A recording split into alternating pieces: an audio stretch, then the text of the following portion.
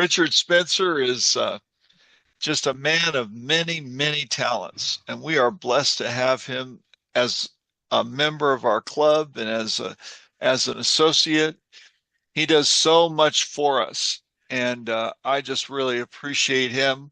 He inspires me, challenges me. He's always looking at something new and innovative. He's always right at the cusp of everything that is happening and going on. So I'm thrilled that he was willing to take on AI and share with us how it can be used appropriately by writers. So tonight, from what I understand, Richard is going to do a presentation, a short one, but he wants to hear your questions. And we want to have a discussion about this. So with no further ado, Mr. Spencer. Well, howdy, folks. Let me let me see if I can get this thing to share. Now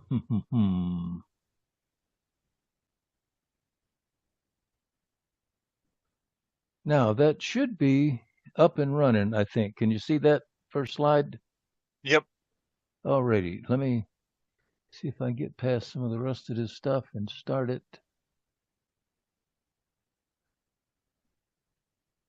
There we go. Now, Mike didn't mention it, but I will. We are recording this. So if anybody has an objection, we'll see you later. But we are going to record it. We might want to, it'll be put on our YouTube channel at a slightly later date. If we can talk that guy that does that into actually getting it done. Anyway, we're going to start with this. We're going to look at ethical use of AI for writers. Now, I'm going to try to get the pictures off of here. Now, I got it off mine. Are the pictures off on everybody else's screen? Not yet. Okay, well, you may have to do it yourself. If you go up on the top of the picture bar, there's a little minus sign. And if you click on that, all those pictures will disappear and you'll be able to see more of the slides. So we're going to get started. We're going to look tonight at the ethical use of AI specifically for writers, and how we can use AI without surrendering your voice, your copyright, or your integrity. Artificial intelligence has become one of the most talked about subjects in publishing. Some writers embrace it, others fear it, and a lot more just simply aren't sure where to draw the line. And so today is not about convincing anybody to use AI or not use it.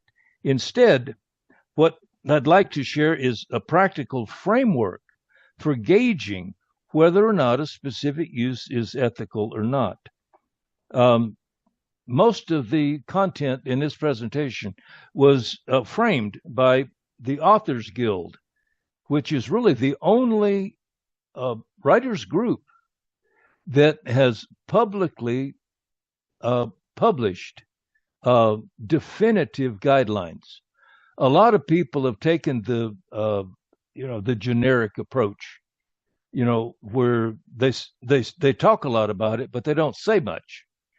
The Authors Guild has actually came up with specific guidelines and defined them to a degree where you know exactly what they mean. And we're going to take a look at some of that. By the end of today's presentation, my hope is that you will leave with a much clearer understanding of where AI can help us and where we should be cautious. Now, the questions we'll cover today is, number one, can authors actually use AI ethically? And where should we draw the line? We'll look quite a bit at the Authors Guild's recommendations, and then hopefully you're going to see how AI can make us more productive as writers without becoming our ghost writers.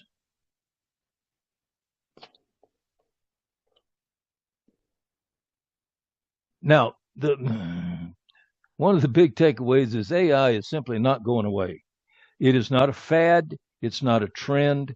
It is here to stay.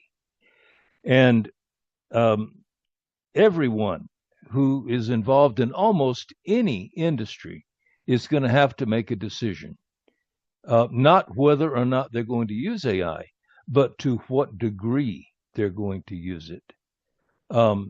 It's becoming part of everyday writing. Publishers are coming up and creating their AI policies. These AI policies are now reflected in contracts, and readers have opinions. And we just need to understand both the opportunities that it offers and the risk. It's all going to come down to choices. Now, the position that the Authors Guild is taken, we're not going to cover that specifically, but a great deal of what I'll talk about comes straight out of those guidelines. The guidelines, they don't say never use AI. Instead, they say use it carefully. Protect your originality. Protect the reader's trust, which is an important thing. And you protect the writing profession. These are all very important positions that you need to decide just exactly how you're going to, where your own preferences are going to fit within these positions. The important thing is that AI is really, it's just another tool. If you go back far enough, at one point, paper was a technological advancement. Before that, people hammered out stuff on clay tablets. So paper was an incredible technological advancement. And it angered everybody that made clay tablets. So, but it's just a tool. And you need to see it as a tool and use it as a tool.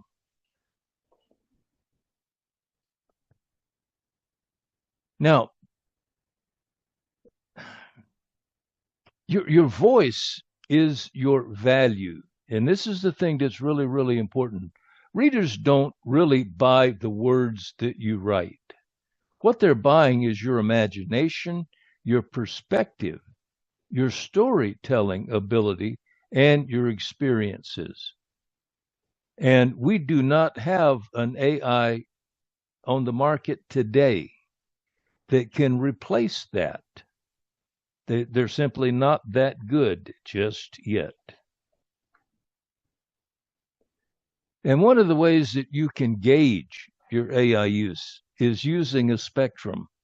You've got a green side of the spectrum and you got a red side of that spectrum. Now, it's generally accepted that you can use an AI for spell checking, grammar checking, brainstorming, outline, research, and organizations. These are really not aspects of AI that people generally have a problem with. We've been using spell check for decades. Grammar checking, not so much. That's a pretty new thing. But they're all aspects of AI use, and they're all generally acceptable. Nobody really has a problem with any of those. Now, when you get into using AI to write your scenes, and then that works well for you, and then you start having it write entire chapters, it becomes a really slippery slope if you give it half a chance. And then you wind up saying, well, shoot, if chapters is good, books are better. And there is no shortage. There are literally 1,000 books a day that are published on Amazon. that were written by an AI. And there are people that are publishing books on Amazon once a week. There's thousands of people that are doing that. And they're doing other things with it that are not only unethical but illegal. And Amazon is way behind the curve on coming up with ways to deal with it. But if you look at it as a spectrum, and if you stay on that green side, if you just make the conscious decision that this is what I'm going to use it for, here it's a tool. If I move over to the other side, now it's no longer a tool. Now it's actually replacing me. The more that the AI writes for you, the less the work reflects your own authorship. And we just need to be careful. Now, it can be a great assistant. Now,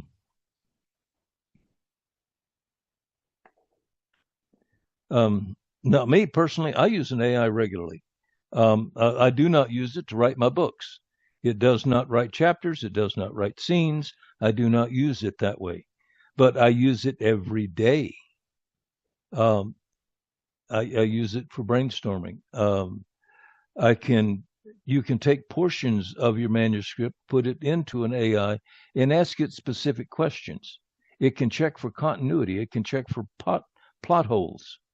There's ways like that you can use it.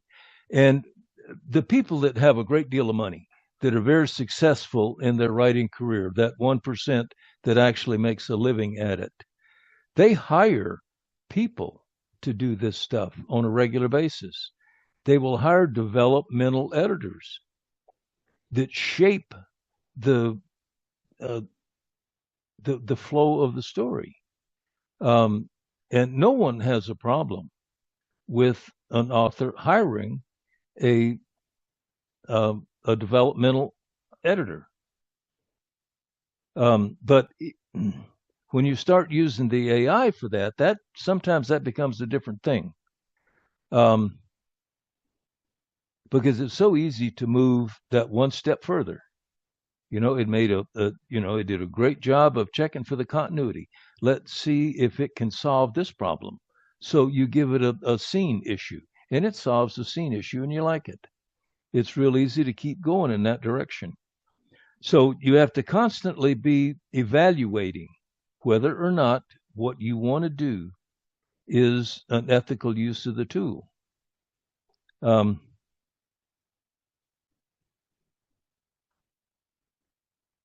Now, it's real clear. Nobody has a problem with this one, that the AI should not become the author. The Guild emphasizes that authorship means the words and ideas presented as yours should actually be yours. And your readers, they're buying you. They're not buying a prompt. So you should not consider going that far with it. And there's some other legal issues that you can find yourself embroiled in. The U.S. Copyright and Patent Office has made some decisions on how they're going to deal with AI-generated material. And right now, you can get a copyright on human-authored creative expression. But AI-generated text is not protected in the same way. So if you had an AI write, say, 20% of your book, and you got a copyright on it, and then it's made public that 20% of that book was generated by AI. If you ever wind up in a legal issue, that 20% is not covered by your copyright. So you can not only get in some ethical trouble, but you can also get in some legal trouble. And it's moving into contracts. Of course, this doesn't apply much to a self-published author, But if you enter into a contract with a publisher or an agent, all of them are now asking about AI use. And so far, it's sort of an honor system. You fill out a form, you check a box that says, no, I did not use AI in the content of this book. Now, and that's fine. They write you up a contract. They give you an advance. And then later on, it comes to light that you actually did use AI. You lied on that contract. The publisher can now demand that you repay the advance. They can cancel the contract. There's a lot of contractual issues that can come to bear if you start using AI unethically. And it's all about disclosure. If you disclose the AI use, you can't get in a problem.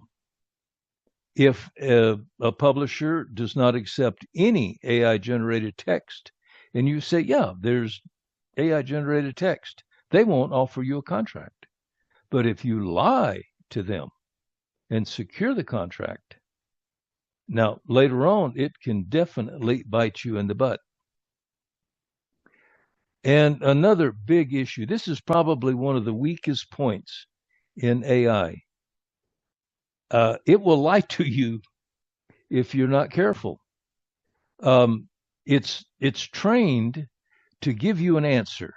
If you ask it a question, it will give you an answer. If it does not have enough information to give you an intelligent answer, it will make stuff up just to satisfy its programming. It has to give you an answer to every question that you ask. There was a case just recently. A freelance journalist got a gig with a magazine to write an article on the 10 best summer reads, beach books, it was called. And this freelance journalist went to an AI and said, hey, write me an article showing the 10 best beach reads for this summer. And AI obediently wrote the entire article, listed 10 books, and he did not fact check a thing. He submitted the article as the AI wrote it. And all 10 of these books were, according to the AI, authored by best-selling authors. Well, the publisher of that magazine started getting calls from these best-selling authors wanting to know why they were putting their name on a book they didn't write. As it turned out, the AI simply, not only did it attribute a best-selling author to a book they didn't write, half of those 10 books didn't exist. He made up the titles.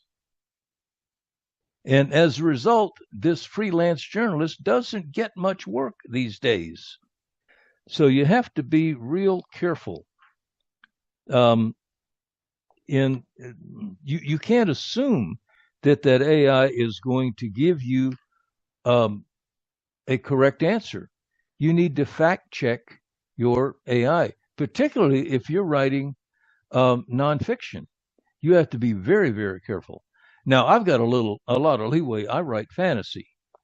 So none of the stuff that I put in my books is real anyway. So it just has to sound good. So I don't have the same problem that somebody writing a piece of nonfiction would have. Or if you happen to be writing historical fiction, where you want all of your historical information to be correct, you need to do some fact checking. You can't just assume that AI is telling you the truth. And in the whole thing, the biggest issue in the Authors Guild material was transparency. There's no law against using AI in writing. There's no law against it. But there are laws against lying in contract issues and other legal things. So you need to be transparent. If you're going to use AI, you need to be prepared to disclose to what degree you used it. It all comes down to trust. Now,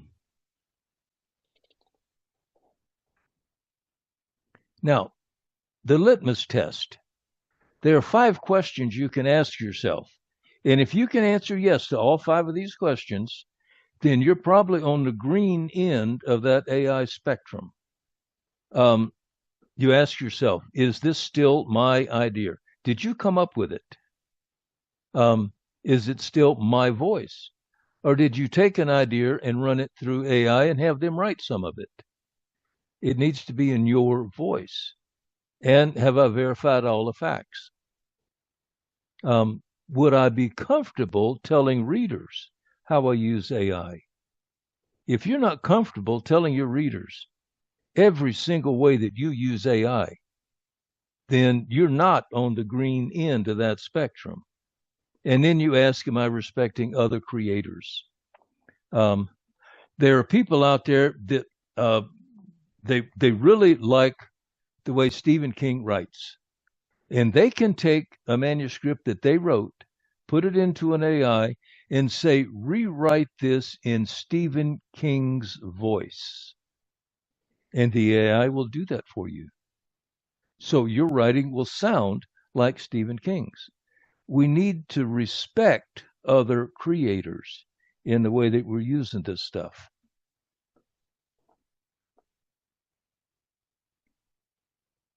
Now, you can sum up ethical AI in one sentence, and it's real simple. Use AI to make yourself a better writer, not to replace yourself as the writer. And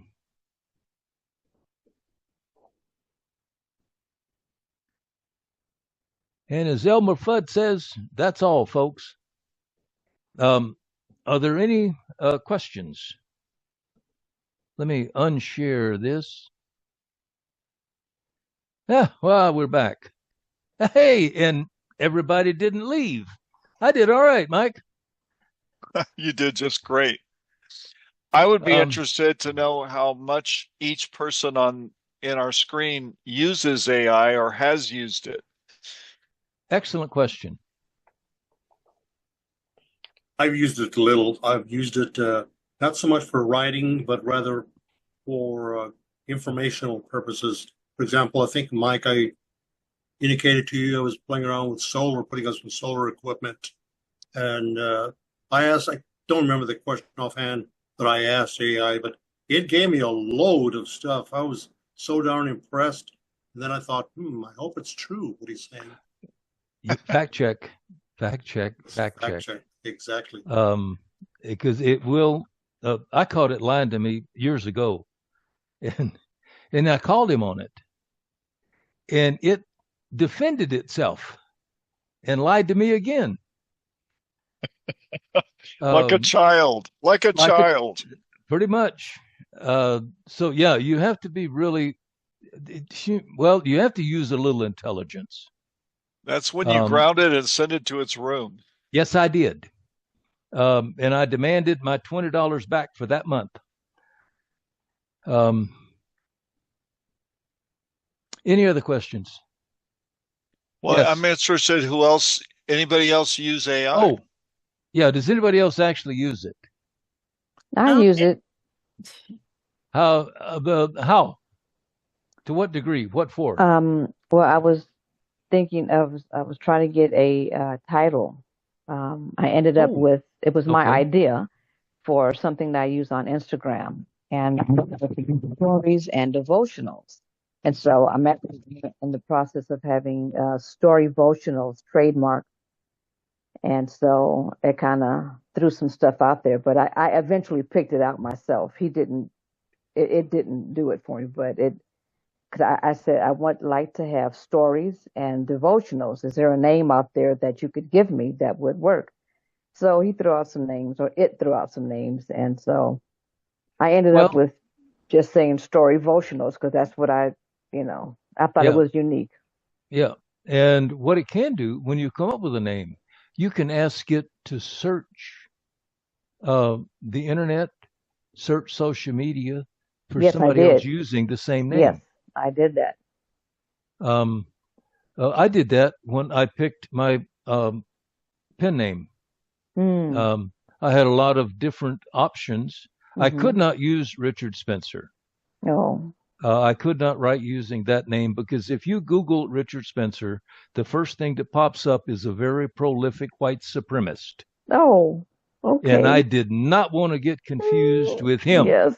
Yeah, I'm sure. So I picked several other pen names. Mm-hmm. And then I asked the AI, is anybody else using this name?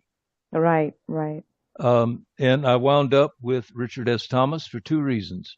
One, Mm-hmm. the last prominent person that was named Richard S. Thomas died in 1921. Oh, okay. So I'm thinking You're I'm safe. pretty safe there. And Mm-hmm. Richard Thomas, RichardSThomas.com was available for a website, a domain Okay. name. So Yeah. that's how I settled on that name. But I used AI to help me pick the name, or I picked the name, and he helped me verify whether or not it was a good choice. Now, you talked about verifying. So do you go to Google to verify, or how do you verify Well, if he's Google is just lying? another AI. That's what I thought. So I'm saying, so how do you verify it? Go to a Well, library or it depends. mm-hmm. You can ask more than one AI. Okay. You can go to Google simply, but it's different. Mm-hmm. Um, you can do an internet search. Mm-hmm. Okay. You can go to the people that register domain names, and you can Mm-hmm. ask them if a domain name is being used already. Mm-hmm. So there's a lot of different sources that you can use to verify Okay. the stuff. But if it's a factual statement Mm-hmm. or a quotation, Mm-hmm. uh, AIs will make up quotations and attribute Mm. them to well-known people, and Mm. they sometimes they never said that. Wow. So you Okay. just need to be aware that that's a severe weakness right now in all Okay. AIs. All right. Thank you. Anybody else actually use it that's willing to cop to it? Yeah, Go ahead, I Lynn. Yes. yeah, actually I use it similar to what you've done as far as the pen names and titles, just kind of like, stuff like that, not any like heavy AI use, just Yeah. to more like brainstorming. Yeah. Now, no one has a problem with a couple of authors getting together. Well, they actually call it a salon, don't they? When a group of writers get together. Mm-hmm. Anyway, and you're discussing an issue you're having in your book. Mike and I did this some time ago when he was doing, I think, the sixth book. That's right. He That's right. was he wanted this really big finish. It's the sixth book in a series, and it needs to be monumental. And he was telling me he was having a little trouble coming up with something monumental. Mm-hmm. And it's the entire series about it's a battle between good and evil. It's the warriors that God has equipped against the warriors that Satan has equipped. And I said, well, shoot, have Satan pick a champion and have God pick a champion and have them duke it out. And he said, oh, that's a great idea. Now, I didn't write a single word about that conflict, but I simply clicked a bit in Mike's head, and he said, "Aha, that might work." So he took that small ball and he ran with it. But Mm-hmm. that's brainstorming between two people. Now, I don't see a nickel's worth of difference between you brainstorming with another person and brainstorming the same kind of thing with an AI. We all pay editors. There's a certain amount of editing that an AI can do. And Mike and I was talking about this earlier. But again, you got to be careful. I don't personally believe that an AI is to the point where it can replace a human editor. The AI cannot recognize context. The AI cannot recognize intent. It cannot recognize emotion. It can analyze the sentence structure and draw a conclusion sometimes. But you're asking for trouble if you ask that AI, do I have an adequate amount of tension in this chapter? Because it can't gauge that. It will give you an answer, but you can't trust it. If you want to know if that chapter has tension in it, you need to ask a person. But now, if you want to know whether or not you have the comma in a right place, now the AI is wonderful for that.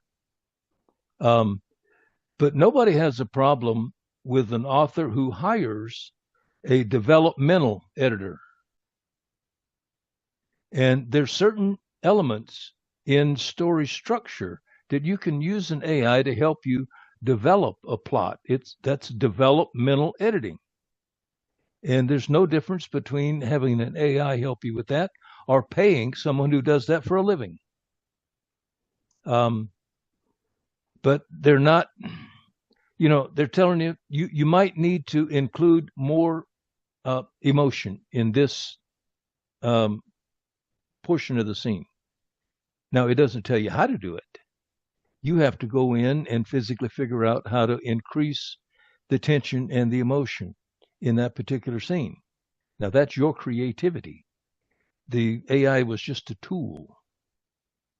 And those are legitimate uses. Does anybody else want to share their use of AI? Yes, I Mike. wanted to share something, something that you said to me once, which was very, very insightful. I'm a part of a couple of critique groups, and in one of the critique groups I was in, a person submitted their writing, and I edited it and found all kinds of problems with the writing. And when I was reviewing it with the writer, they said, "Oh no, this chapter is perfect." And because I was showing all kinds of plot weaknesses and things that just didn't make sense. And they said, "Oh no, I put it in my AI and my AI said it was perfect." And that confused me to no end. And then we were having breakfast one day at Corky's, and I mentioned it to you. I said, "Richard, how can this be? I'm editing it and I can see obvious flaws and problems in the chapter. They put it in their AI and the AI says it's perfect." And you said, "That's because AI learns you, and AI learns what you want to hear. And if this particular writer wants to hear that their writing is perfect, that's what AI is going to tell them." That is the truth. But all AIs are taught not to be confrontational. And they're taught not to tell the whole truth. 3 years ago, I subscribed to something I thought was wonderful. It was an AI called Critic. And you could put your whole manuscript in, and it would gauge it on 10 different categories and give you a score. And then it would tell you where it was strong and where it was weak. And I was so delighted. I scored a 9.2 overall. And said, I'm pretty good. And then I was doing in a critique group with an author, won't mention any names, but the manuscript left a lot to be desired. It had almost zero tension in it. It had way too much info dumps, big info dumps, and it was a chore to read it. And I said, well, let's see what critic thinks about this manuscript. So with permission, I fed it in there. And it scored an 8.9. So that AI was designed not to go below a certain threshold in the way it evaluated something. You lose subscribers that way. So AI is it's designed to pump you up, and it will lie to you before it will criticize you beyond a certain level. It will do some criticism, but it will not drop below a certain level. Richard, I've noticed, and that's why AIs make lousy line editors and developmental editors. They will never replace a human editor. Never. So it's foolish to think that you can avoid paying Jenny to edit your book because you have an AI. That's not a smart way to go. Now, we got a couple of minutes. If we got some more questions, then I got one more thing I wanted to share with you. I have a question. When you say put a story into AI, what does that mean? How do people put stories into AI? I've never used it. You simply upload it. Upload it into what? Into the AI. To any AI, or do you use a certain program or? Oh, no. The AIs are all designed to take uploads. And you can actually feed it your entire manuscript and ask questions. So I can go into my Google AI and just throw something. Not Google. No. It would be one of the what they call large language models. This would be the ChatGPTs, the Copilot. Elon Musk has one he calls X. There's one called Claude. Perplexity. And these are all big commercial AIs that are used a lot by writers. Writers use mostly ChatGPT or Copilot, but you can upload the entire manuscript, and they're all web-based. So it would be no different than, say, taking a chapter and emailing it to Mike. Mm-hmm. It's exactly the same concept. Thank you. Okay. Anything else? Yes, ma'am. I see that hand. Oh, you're muted. There we go. Now I'm not. Okay. Hi. Thank you for being here. And I guess I'm remaining an AI skeptic. And I guess the only time I've used it would be if I'm searching for something and I type it into the search bar in Google or DuckDuckGo or wherever I happen to be, to try to just find out some basic facts or something. Say I've read something in the news and I wonder, is this really true, or whatever it might be, or what's the name of this song that has this line? And I'm not even completely comfortable with that because, as you said, you don't know what the programming is.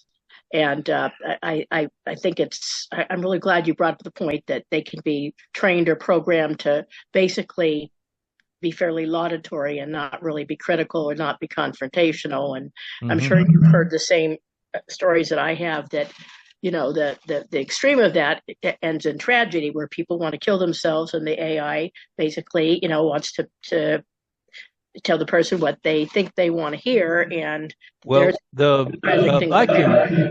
I can address the one you're talking about, and it was a tragedy. It was a young teenager, and he was that square peg that could not find anything but round holes in his entire life. He never found a place where he would fit. Yeah. And then he got communicating with ChatGPT, but he was not asking questions. He was trying to develop a friendship. And the way Chat was trained then he was trained to simulate empathy. He can feel no empathy. He has no clue. It's a machine. It's code.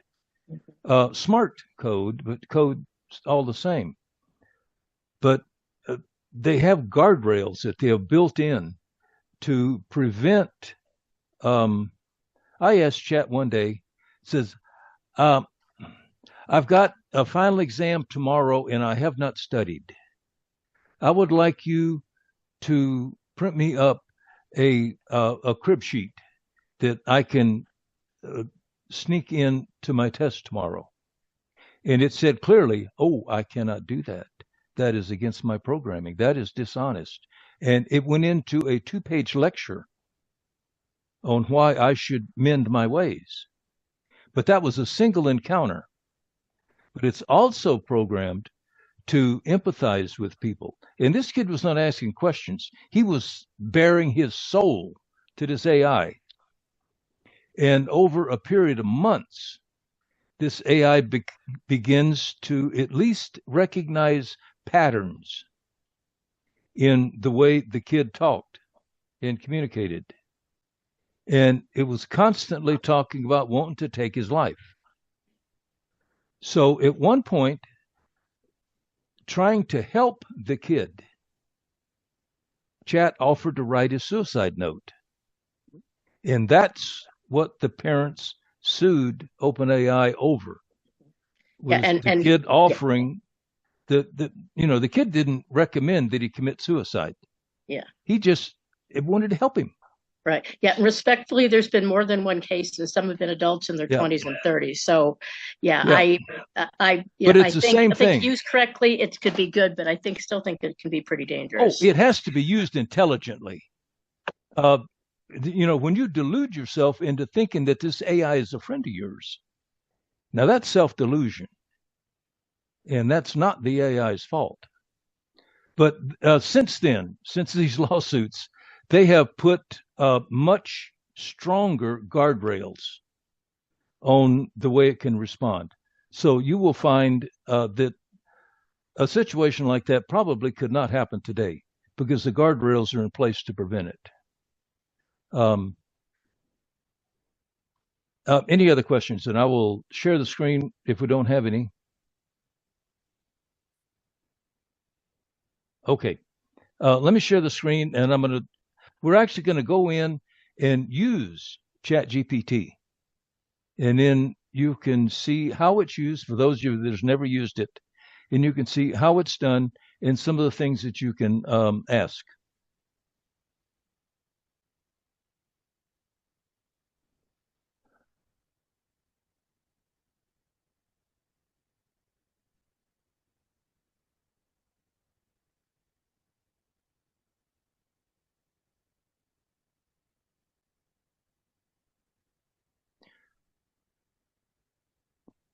Whoops, that didn't work.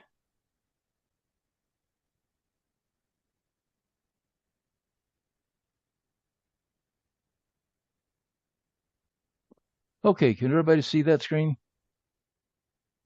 Yep. Okay.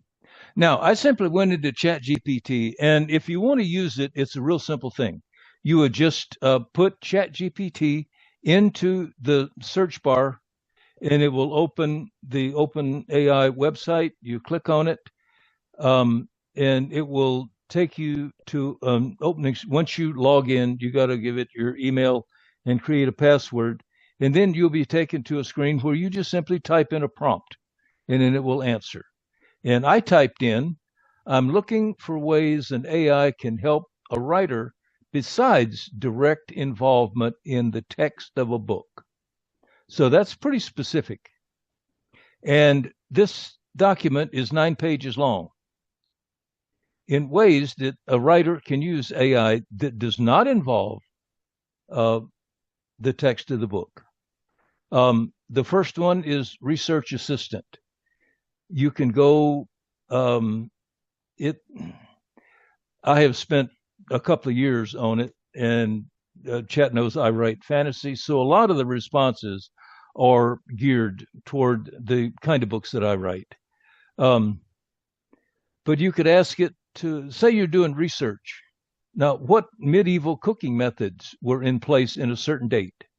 Then it will give you text that will outline, did they cook over an open fire? Did they have wood-fired ovens? What methods did they use? Sailing ships. Describe how a blacksmith makes chain mail. If you wanted to put a description of that process in your book, you can get the factual information that you need to put it in a book. It can calculate how long it takes a horse to go a specific distance. Fact checking.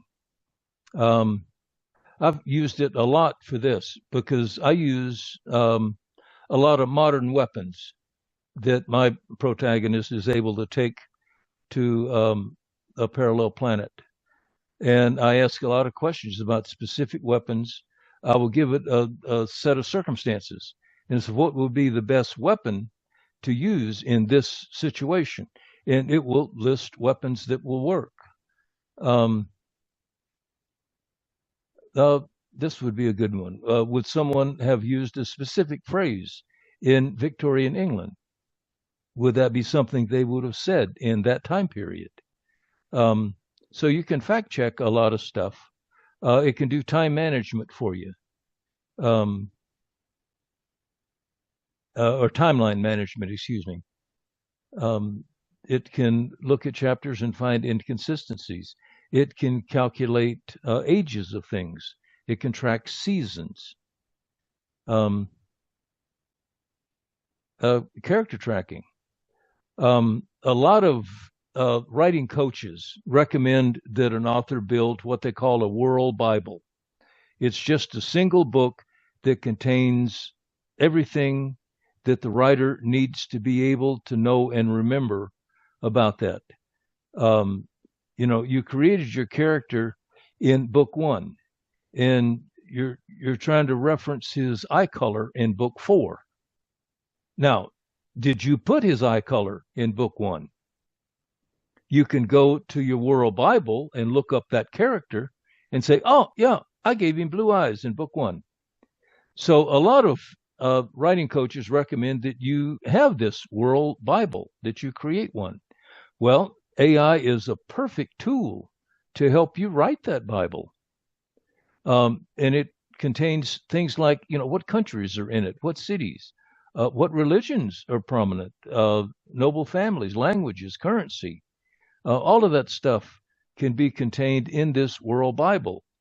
And an AI is excellent at creating such a document. And we've all talked about it tonight, naming assistant. You can find city names, kingdom names, tavern names, mountain ranges. I've used it to name different mountain ranges. I've used it to help me. My books have dragons, and these dragons live in a collective called flights. And there's 6 of them on my little planet. And I've used the AI to help me name these 6 flights. Magical artifacts is another way that you can do it. You could even develop naming, language development. I use it for character names. My book is heavily influenced, it's mostly Scottish. It has a Scottish flavor. I use Gaelic. And often I've taken the English word, that's an important word. I don't do it in every chapter, but 6 or 7 times in a book, I will use the Gaelic word for something important. So I will use chat to translate the English concept into Gaelic. And cultural development. You can use it to, suppose you want a different kind of wedding tradition in your book. Somebody's getting married and it's some, fantasy realm. You might want to help developing what are the wedding traditions. Or if you're doing historical research, I had my protagonist and his love interest get married in book 2. They wanted a Scottish wedding. One of the Scottish elements in a wedding is a thing they call hand fasting. Now, I asked Chat to help me understand the meaning behind it and how it's conducted for this hand fasting ceremony. And I used Chat to help me with that. It can do geography. How things are different climates going to produce different agriculture.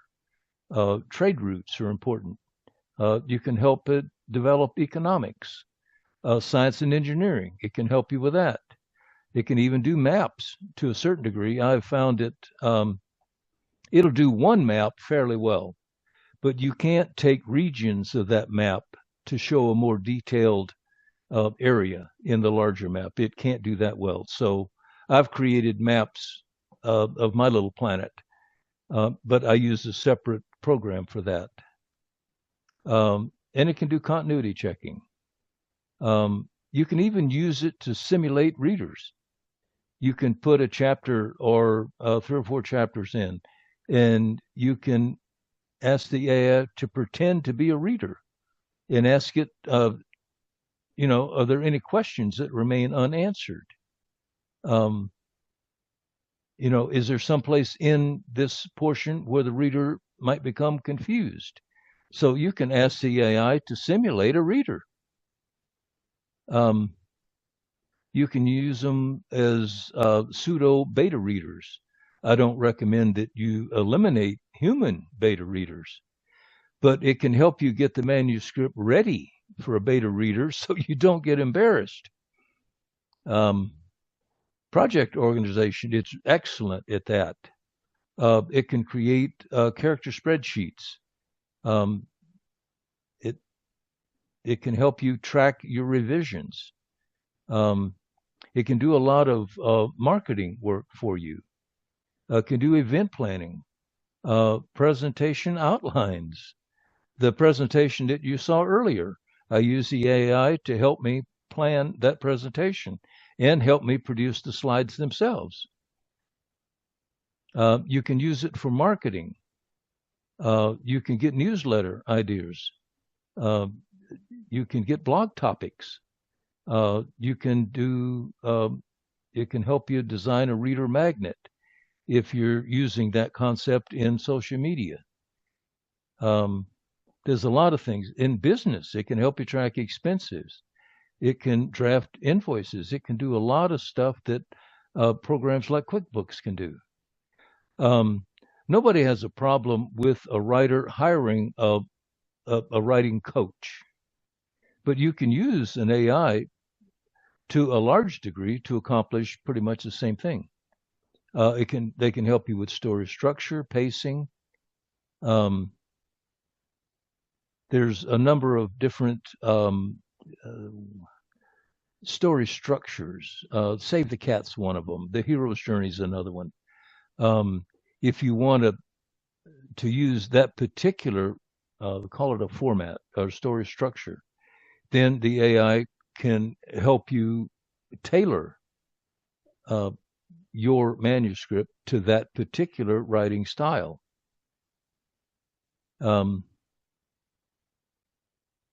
If you're, a lot of writers are also speakers. You can use an AI to help create a workshop outline, generate slide ideas, different things of that nature that would come under a presentation builder. A brainstorming partner, it does that fairly well. Here's another thing it does very well. If you're doing, well, a good example, Mike and I are in the process of creating a Kickstarter campaign, and it's very image heavy, and Kickstarter wants you to have that alternate text attached to every image, so that people that are blind, they can tap into that written text, and it will tell them, okay, in this place there's an image, and this is what the image is about. And I've always had a really hard time writing that alternate text. But I can upload the image to AI and say, write me an alternate text description of this image. And it does an excellent job of that. But that was 9 pages of different things that you can use an AI for. And I'll stop sharing now because we're coming up on the end of our hour. But even I've just started using the AI to do the alt text that's attached to these images. And there's alt text when you put it in Facebook, Instagram, the Kickstarter campaign. You need it if you have a website. You need to have the alternate text so that there's a lot of blind people that surf the web. And they've got the equipment, but the equipment cannot see the image, but it can read the description. And you just need a description that's adequate. So that if somebody is blind that's trying to view something that you wrote and you include an image, it's doing a disservice to that blind person if you can't come up with an adequate description that the person is going to be able to get a reasonably good idea of what that image actually is. And I've always struggled with those alternate text sections. But now I use the AI and it writes perfect descriptions. It looks at the thing and it covers every aspect of it. And you can almost see the image in your mind when you read that description. It excels at that particular task. And do we have any other quick questions? Just a quick comment, Richard. One of my entrepreneur Toastmaster friends is legally blind, and the explanation you just provided helped me to understand how she's not only able to provide a speech, but understand some of these the speeches that others are providing. She can do a complete breakdown on what you just presented, and it must have been a program that you're just describing. Excellent. They have the technology they have for, not just legally blind, totally blind people. They have Braille readers that are attached to the keyboard, and it runs kind of like the signs where the text runs across the little screen. The Braille runs along a bar at the bottom of their keyboard, and they just have their fingers on it, and they can read it as it's traveling across the bar. And they can read everything that's on the screen, and they can read a description of every image that's on the screen. And if you're putting image, yes, Mike, you got to go. Just going to say in October, we're going to have Michael Hinkson as our guest speaker at our meeting in the second Saturday. And he is completely blind. And you'll see when he does his presentation, he brings what you're describing. He brings a tool that he runs his fingers over, and it's all Braille, and it reminds him about his presentation and what he's supposed to say next. It's absolutely fascinating. But yeah, exactly what you described. Yeah, it's fascinating technology that they have. But I've always understood the importance of it, but I was always lousy at writing, mainly because I was too lazy. I didn't want to take the time, because it takes a long time to describe a photograph. And AI is a perfect tool to write those descriptions. So we got 30 seconds. If anybody has another question. Does it cost to use those large language models? And if it doesn't, then how do the creators of large language models make money? Well, the only one I know about is ChatGPT. I've never used the others, but they have a free version. The access is limited, and you're not given access to the latest edition of the large language model, but it is free. And you can even generate images, but they limit you to 3 images in a 24-hour period.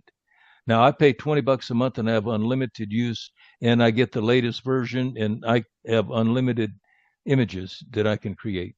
So, and for me, honestly, it's the best $20 I spend in a month.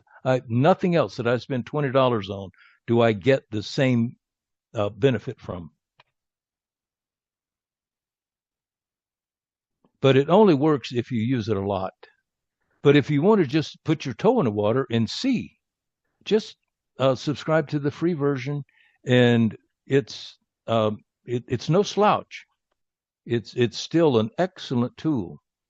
And if you're just doing text, if you're just typing in questions and getting answers, it works as well as the later versions. It's really the image generation that the newer versions are better at. Thank you very much for everything. Alrighty. Now Mike has left us. He has somewhere he had to be. He had to leave exactly at 7. So I will have to end, and we can go a little bit longer. If you have a question, I'll be more than happy to answer it. You had your hand up, Patrick? We can't hear you. And it doesn't show that you're muted.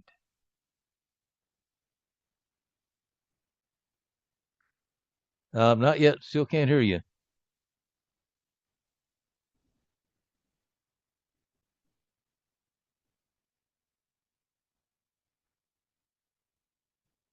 Okay.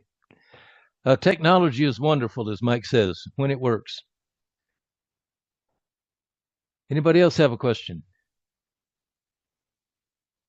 If I nobody have else one. has, sorry. All right. Yeah, I got it on somebody. You were talking about previous versions. You're referring to the AI, and I got confused a bit there about maybe which type of AI. I know you said Copilot, ChatGPT, Claude. Well, they are all different AIs from different creators. I don't remember who made Claude. Copilot is done by Microsoft. ChatGPT was created by OpenAI, and there's a dozen others. You were referring to something. You mean versions? Do you want the versions? No, you were referring to something that you said was the best $20 or $200 you spend a month. That's my ChatGPT subscription. Okay, that's a ChatGPT. I pay the $20 to get the whole package. Right, and it gives you all the different features. Yeah. And there's 20 million people on the planet that pay that $20 a month. Right. Do the math. So all that list you had of tasks and chores to do that you went through, I mean, at least you could keep a part-time person busy running around doing all that stuff, but the AI is doing all this heavy lifting for you.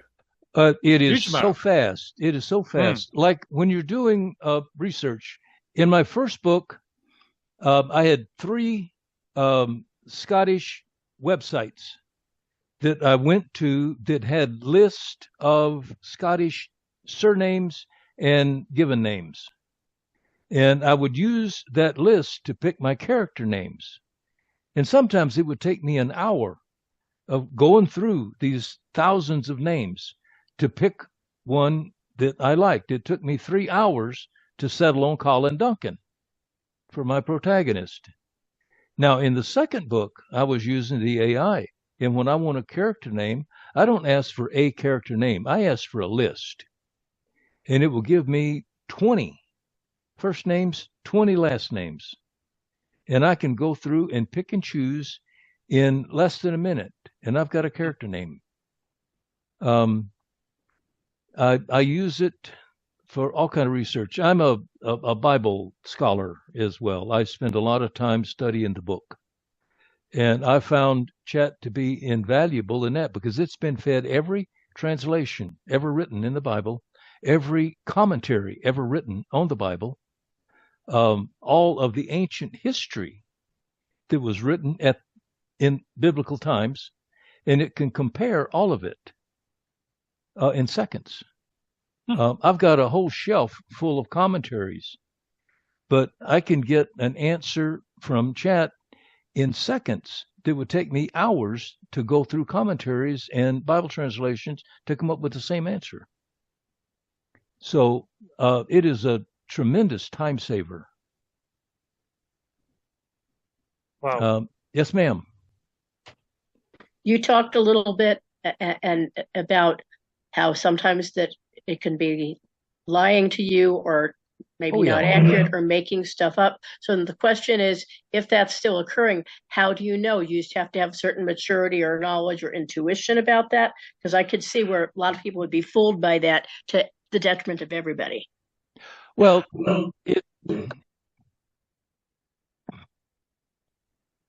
most of the inconsistencies that you will encounter at our age, we have a level of maturity and understanding where we can intuitively pick out something that doesn't make sense.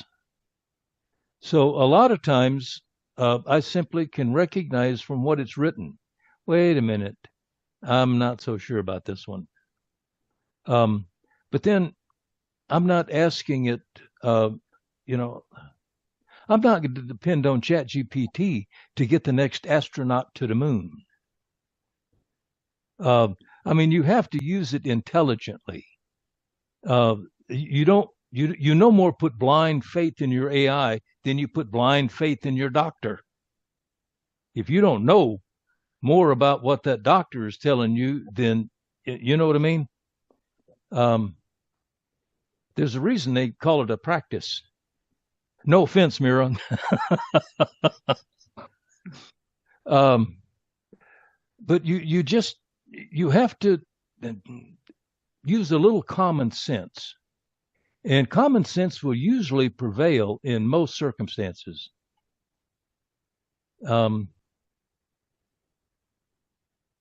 It's, I don't know.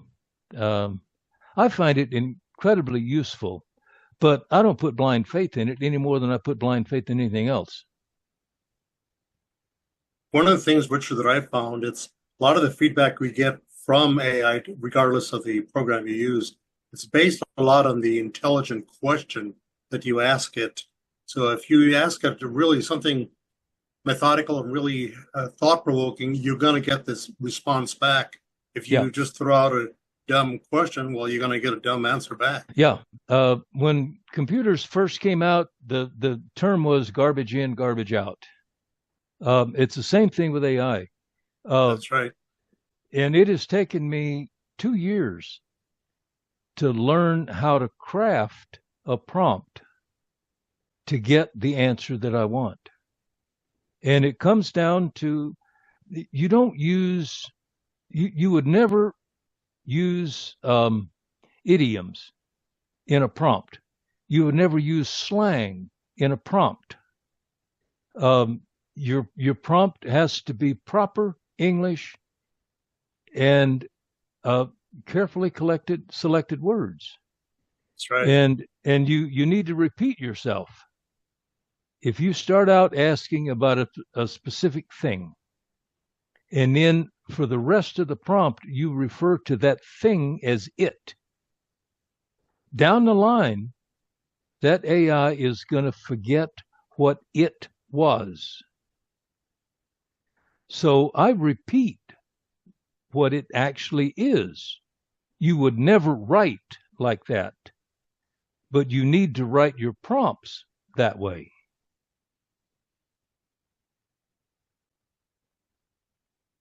Yep. So the better your prompt, the better your response.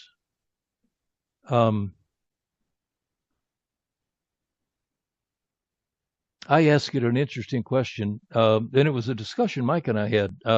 We're both have studied the Bible for decades. And he had a view that I didn't share. And I said, So I asked him what verses he used to justify his position. And I took those verses, I put them into chat, and I asked the question. And I got a 100-page response. on that very hot potato theological issue. That there's not a lot of consensus on in the Christian world. But what it did do is it found in the verses that I gave it to look at, it found patterns. And it wrote out in great detail what those patterns were. And it drew the conclusion that this view, this theological view, is consistent with all of the patterns. Now, this one over here, not so much. So it gave me a tremendous amount of information that I could use to draw my own conclusion based on these patterns that Chat noticed that I never did. And I've read those passages 100 times. So it's interesting what you can do with it. But you got that response in less than a minute too, didn't you? Yeah, I got 100 pages in less than 60 seconds. And then I said, give me a summary. So it gave me a 10-page summary of the 100-page report. But it was very interesting reading. I've used it a great deal now in my Bible study.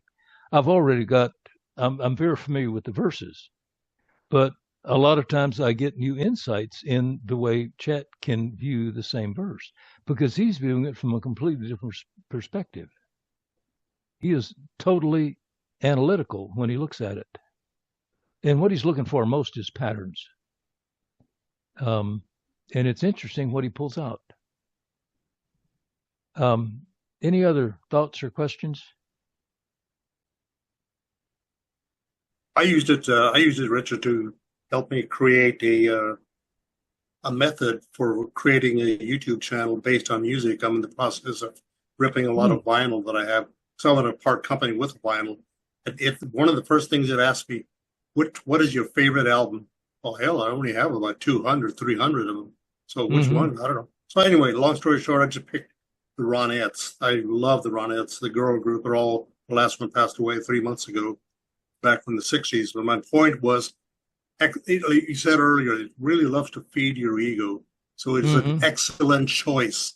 And then it gave me the rundown on Ronnie Spector, Phil Spector, who was the producer of all of their music, and just on and on and on.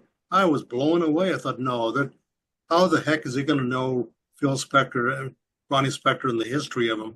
Well, it darn sure knew it.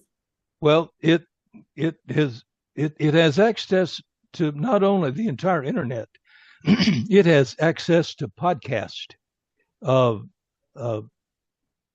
YouTube channel. It has access to all that stuff. And it simply searches all of it for that topic. And it takes all the hundreds of thousands of things that have been written over the years about that person. And it can condense it down into a few sentences. In a few seconds. In a few seconds. Yeah, it excels at that. But it's programmed to be polite. And you just have to take that with a grain of salt. But if we don't have any other questions, we will wrap it up. We're a little over time, but I hope it didn't bother you that we're a little over. Thank you very much. It's a hot topic. And to be honest, I think everybody should at least take at least a cursory look at it before they draw conclusions. I spoke at the, I think it's East Sierra branch of the California Writers Club, and they gave me the topic. They wanted me to speak on the history of science fiction and fantasy. And I created a 45-minute presentation, and I used AI to create the images. that were in the slide presentation. And once I got there and introduced myself to the president, we had agreed to have dinner at a restaurant in town before we went to the meeting. And I just mentioned that I'd used AI to create the images. And he immediately shut down.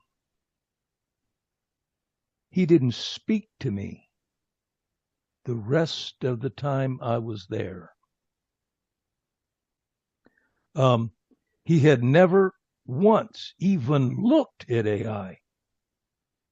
He just knew intuitively it was of the devil, and he wasn't going to touch it with a 10-foot stick. I don't think there's any intellectual integrity in that kind of attitude. If you want to have an opinion, let's have an educated opinion.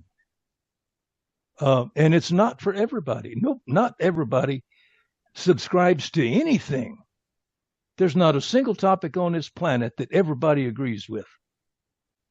But at least exercise a little intellectual integrity before you draw wide sweeping conclusions. My opinion only. And if that offends somebody, I'm sorry. But that's just my opinion. That's what we thought about the cell phone 15, 20 years ago. Well, I mean, when Edison invented the light bulb, he angered an awful lot of candle makers. When Ford invented the cheap automobile, he angered a lot of carriage makers. Every new technology is going to replace the old. I mentioned it earlier. The sheet of paper angered a lot of people that made them clay tablets. You know, and that first sheet of paper was technology. And the clay tablet was a big step above painting on the cave wall. So, you know, it's been a progression all through the years. And no matter what it is or when it came up, there's been detractors. And the technology generally outlasts the detractors. The typewriter, they were against the typewriter. So anyway, I hope it was informative, and I hope you thought it was worth your time. And I appear to be losing my voice. So we will say goodnight, and we will see you at the next meeting. Well done, Richard. Thank you. Thank you. Thank you. I learned so much. Thank you. Thank you. Have a great day. Bye-bye.